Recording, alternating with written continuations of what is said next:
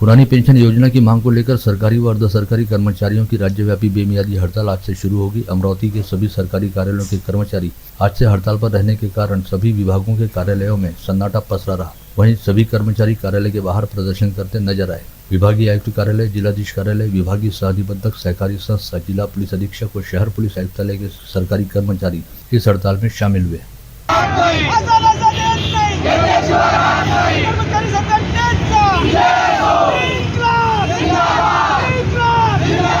आज आरोग्य क्षेत्रातले 100% सगळे कर्मचारी संपावर आहे। आमची इच्छा नसतानाही आज संप पुकारावा लागला, कारण की गोरगरीब जेही काही लोक आहेत त्या सगळ्या लोकांचा आज आरोग्यावरती परिणाम होत आहे। परंतु याची जबाबदारी शासनावर आहे, कारण की या अगोदर आम्ही बरेचदा शासनाला सांगितलेलं आहे की संप हा आम्ही ऐच्छिक करत नाही आहे, तुम्ही मजबूर करता आम्हाला संपासाठी। आम्हाला याची जाणीव आहे की या संपामुळे आज संपूर्ण हॉस्पिटलची सेवा ही परिणामकारक झालेली आहे। पूर्ण ओटी, कॅज्युअल्टी, ICU हे ठिकाणातली सेवा आज परिणाम पडलेला आहे। रुग्णांना सेवा मिळत नाही आहे। अशा सेवे जर सुरळीत चालायचं असेल तर शासनाने आमच्या कर्मचाऱ्यांचा विचार केला पाहिजे आणि आमची जी जुनी पेन्शनची तिथली मागणी आहे ती मागणी पूर्ण केली पाहिजे। मनपा कर्मचारी व कामगार संघ द्वारा आयोजित बेमियादी हड़ताल भी आज से शुरू हो गई है। कर्मचारियों ने महानगरपालिका के प्रवेश द्वार पर इकट्ठा होकर जोरदार नारेबाजी। इस समय 7वें वेतन आयोग के लाभ सभी कर्मचारियों को देने की प्रमुख मांग के साथ ही कुल 11 मांगे सरकार व प्रशासन के सामने रखी गई हैं। आणि आम्हाला दिवाळीमध्ये आश्वासन दिलेलं होतं की महानगरपालिका कर्मचाऱ्यांना आम्ही दिवाळीपूर्व 20,000 रुपये देऊ आणि पेन्शन लोकांना देण्यात आलेलं नाही। त्याच्यामुळे त्यांना जो जे देऊन दिलेलं होतं ते त्यांना मोडीत काढलेलं आश्वासन आणि मागच्या ज्या प्रलंबित मागण्या त्याच्यावरही काही त्यांना निदर्शनं दिले नाही, त्यांना निर्देशही दिले नाही आहे आणि काही कारवाई होत नाही आहे। ते वेळ जेव्हा आपला संप होते त्यावेळेस त्याला जाग येते, नाहीतर ते कुंभकर्णाची झोप असे घेत असतात महानगर परिषदेचे अधिकारी। त्यामुळे हा संप आमचा जोपर्यंत मागण्या पूर्ण होत नाही तोपर्यंत हा असा आमचा संप राहणार आहे। दुसरी गोष्ट, महाराष्ट्र शासनाचा राज्य कर्मचाऱ्याचा हा जुनी पेन्शन योजनेसाठी संप आहे, त्यालाही समर्थन म्हणून आमचा आज 14 तारीख आम्ही ठरवलेलं आहे। त्याच्यामुळे हा संप आज त्यांनाही समर्थन आमचा महानगरपालिका संघटनेचं आहे आणि महानगरपालिकेच्या कर्मचारी संघटनेच्या प्रलंबित मागण्यासाठी आमचं आंदोलन हे सुरूच राहणार। महाराष्ट्र राज्य कोतवाल संयुक्त संघर्ष समिति का आगामी सोमवार 18 दिसंबर को नागपुर विधानमंडल पर मोर्चा आयोजित किया गया है। समिति के अध्यक्ष उत्तमराव गवई ने जानकारी देते हुए बताया कि नागपुर में नेहरू बाल उद्यान शुक्रवारी तालाब से दोपहर 12 बजे मोर्चा आरंभ होगा। कोतवालों की प्रलंबित मांगों के लिए यह आंदोलन किया जा रहा है। महानगरपालिका, नगरपालिका, नगर परिषद और नगर पंचायत के घन कचरा स्वच्छता की निविदा भारी मात्रा में कम दर में भरी जाती है। इस कारण स्वच्छता का प्रश्न निर्माण होता है। इस पर सरकार कौन से उपाय करेगी, इस आशय का सवाल विधायक यशोमती ठाकुर ने आज विधानसभा में उपस्थित किया। साथ ही उन्होंने आरोप लगाया कि घन कचरा व्यवस्थापन बाबत जो निविदा निकाली जाती है उसमें काफी अनियमितता है। चुनाव परिणाम आने के बाद EVM पर दोष देने वालों की संख्या बढ़ जाती है। आयोग अपनी कार्यप्रणाली को पारदर्शी रखता है। इसी के तहत आगामी वर्ष में होने जा रहे लोकसभा चुनाव हेतु प्रशासन ने अपनी तैयारी करनी शुरू कर दी है और तहसील कार्यालय में विशेष पंडाल सजाकर EVM का डेमो शुरू किया गया, जहां पर गिनती के ही लोग पहुंचे। आयोग ने सभी 14 तहसीलों में आगामी फरवरी माह तक EVM व VVPAT के डेमो की घोषणा कर रखी है। भारतीय जनता पार्टी किसान मोर्चा की ग्रामीण शाखा द्वारा मोर्शी स्थित सोशल क्लब ग्राउंड में आगामी 16 व 17 दिसंबर को भव्य नमो कबड्डी जिला स्तरीय स्पर्धा का आयोजन किया जा रहा है, जिसमें जिले की 30 से 40 कबड्डी टीमें हिस्सा लेंगी। ऐसी जानकारी यहां बुलाई गई पत्रवार्ता में किसान मोर्चा के जिलाध्यक्ष संजय गुलक्ष्य द्वारा दी गई। साथ ही बताया गया कि 17 दिसंबर को राज्यसभा सांसद अनिल बोंडे के हाथों पुरस्कार वितरण किया जाएगा। राजनंदिनी फाउंडेशन द्वारा यहां बुलाई गई पत्रवार्ता में क्षमता ठाकुर ने बताया कि प्लास्टिक मुक्त देश अभियान की शुरुआत आगामी 16 दिसंबर से शुरू हो रही शिव महापुराण कथा से की जाएगी। उन्होंने आह्वान किया कि शिव महापुराण कथा में आने वाले सभी भाविक श्रद्धालु अपने साथ प्लास्टिक की एक एक्स्ट्रा बोतल लेकर आए और बोतल खाली होने के बाद उसमें अपने पास के खाली प्लास्टिक पन्नी व अन्य व्यस्त सामान को भरकर राजनंदिनी फाउंडेशन के काउंटर पर जमा कराए। जैसे कि हम सभी जानते हैं कि अमरावती में 16 दिसंबर से 20 दिसंबर तक के परम पूज्य प्रदीप मिश्रा महाराज आने वाले हैं। तो जैसे कि महाराज जी ने हमें बताया था कि हम लोग वहाँ कथा में आते वक्त अपने लिए और हमारे बाजू में बैठे हुए व्यक्ति के लिए एक एक्स्ट्रा पानी की बोतल या एक्स्ट्रा खाने का सामान लेकर आए।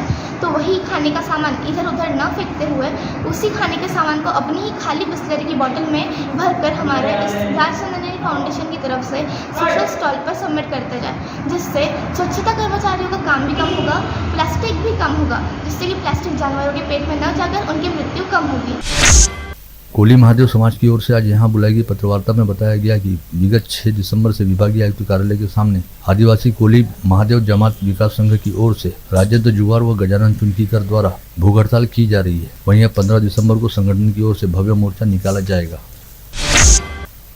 विगत 7 दिसंबर को विदर्भ के प्रकल्पग्रस्तों द्वारा अपनी मांगों को लेकर विदर्भ बलिराजा प्रकल्पग्रस्त संघर्ष संगठन के जरिए पैदल मोर्चा निकालकर विधान भवन पर आंदोलन किया गया था। पश्चात राज्य के उप मुख्यमंत्री देवेंद्र फडणवीस ने संगठन के प्रतिनिधियों से मुलाकात की और 15 जनवरी के बाद विदर्भ के सभी प्रकल्पग्रस्तों के लिए मीठी खबर सुनाने का पक्का वादा किया। यह जानकारी पत्रवार्ता के दौरान विदर्भ बलिराजा प्रकल्पग्रस्त संघर्ष संगठन के मनोज चौहान व सुनील घटाले द्वारा दी गई। सगळ्यांना केली या गोष्टीची त्यांनी खऱ्या अर्थानं आणि मग तीनही प्रश्नांवर गंभीरपणे चर्चा करून सकारात्मक निर्णय घेण्याच्या अनुषंगानं 15 जानेवारी ही बैठक त्यांनी निश्चित केली आणि निश्चित केल्यानंतर त्याच दिवशी आपण यांची गोड घोषणा करू असं माननीय उपमुख्यमंत्री देवेंद्र फडणवीस साहेबांनी आम्हाला त्या बैठकीमध्ये सांगितलं आणि विनंती केली की तुम्ही हा वेळ जो आहे हा एवढा वेळ आम्हाला द्या, कारण आम्ही वेळ देण्यासाठी तैयार नव्हतो, कारण वेळ आम्ही 5-7 वर्षांपूर्वी देतच गेलो। विगत कई दिनों से जीवन प्राधिकरण के लचर कामकाज के कारण शहर यादव लेआउट, स्नेहगंज कॉलोनी, महादेव नगर व लक्ष्मीनगर परिसरवासी पेयजल की समस्या से जूझ रहे हैं। ऐसे में आज प्रशांत जाधव के नेतृत्व में जीवन प्राधिकरण के कार्यकारी अभियंता नितिन उपरेलू को नागरिकों ने निवेदन सौंपा। शहर की सोनल कॉलोनी में किराए के भवन में स्थित आदिवासी छात्रावास में विगत 4 दिनों से पानी नहीं होने से विद्यार्थियों को काफी परेशानी हुई और गुस्साए विद्यार्थियों ने अपर आदिवासी आयुक्त कार्यालय पहुंचकर उपायुक्त के कक्ष में ठिया आंदोलन किया। शरद पवार के नेतृत्व वाली राष्ट्रवादी युवा कांग्रेस पार्टी के शहराध्यक्ष विनय शारदिया के नेतृत्व में जिलाधीश को मुख्यमंत्री के नाम निवेदन देकर बिच्छू टेकली के लोगों को पीआर कार्ड दिए जाने की मांग की गई। साथ ही बताया गया कि इस परिसर में लोग 40 वर्षों से रह रहे हैं और मूलभूत सुविधाओं से वंचित हैं। बडनेरा ग्रामीण के अंजनबारी चावड़ी चौक स्थित जिला परिषद कन्या शाला को बंद करने के निर्णय का व्यापक विरोध किया गया था। पश्चात 1 माह बाद संशोधित आदेश पारित करते हुए शाला का उसी जगह पर नवनिर्माण किए जाने का निर्णय लिया गया। इस बारे में समाज सेवी व उद्योजक नितिन कदम द्वारा महत् प्रयास करने के साथ ही फॉलोअप लिया गया था। विगत 6 दिसंबर से यूजीसी नेट की ऑनलाइन परीक्षा शुरू हो गई है। ऐसे में बुधवार को दूसरे चरण के तहत जारी परीक्षा में तकनीकी खराबी आने के कारण अफरा तफरी मच गई और इस गड़बड़ी के चलते परीक्षा 1 घंटा विलंब से शुरू हुई, जिसकी वजह से कई केंद्रों पर विद्यार्थियों को परेशानी का सामना करना पड़ा। हर बार की तरह इस बार भी शिक्षा विभाग का नियोजन काफी हद तक नाकाम साबित हुआ। बियानी चौक से तपोवन तक बन रही सीमेंट कंक्रीट की सड़क काफी सरदर्द साबित हो रही है। गुरुवार को यहां पर रोड रोलर सड़क के बीच में आ जाने से कई घंटों तक ट्रैफिक जाम लगा रहा और सैकड़ों वाहनों के बीच एक एम्बुलेंस वाहन भी कई घंटों तक फंसा रहा। इस घटना की जानकारी मिलते ही प्रहार जनशक्ति पार्टी के महानगर प्रमुख बंटी रामटेके व उनके सहयोगियों ने तुरंत मौके पर पहुंचकर समस्या का मुआयना किया। फसल मंडी में बुधवार को प्याज के थोक भाव 800 रुपये प्रति क्विंटल कम हो गए और औसतन 2150 रुपये के दाम मिले। निर्यात पर प्रतिबंध लगाए जाने से प्याज के दाम लगातार लुढ़क रहे हैं। हालांकि फुटकर बाजार में प्याज अभी भी 40 रुपये प्रति किलो के दाम पर बेचा जा रहा है। अमरावती जिला पुष्करणा फाउंडेशन द्वारा आज वालखंड कंपाउंड स्थित धर्मदाय कॉटन फंड कमेटी में सामूहिक यज्ञोपवीत संस्कार का सफल आयोजन किया गया। इस अवसर पर वैदिक मंत्रोच्चारण के बीच 14 बटुकों का जनेऊ संस्कार कराया गया।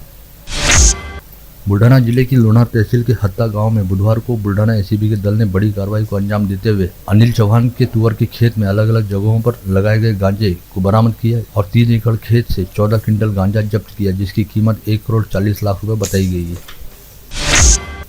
अंजनगांव सुरजी निवासी 26 वर्षीय विवाहिता की कार का पीछा कर उस पर गोलीबारी किए जाने के मामले में इस्तेमाल किया गया पिस्तौल अभी तक पुलिस के हाथ नहीं लगा है। 5 दिन के पुलिस कस्टडी रिमांड के दौरान भी आरोपी द्वारा चुप्पी साधे रहने से इस घटना में कौन सी पिस्तौल इस्तेमाल की गई यह स्पष्ट नहीं हो पाया और यह भी पता नहीं चल पाया है कि आरोपी ने पिस्तौल या देसी कट्टे में से किस तरह के हथियार का इस्तेमाल किया था।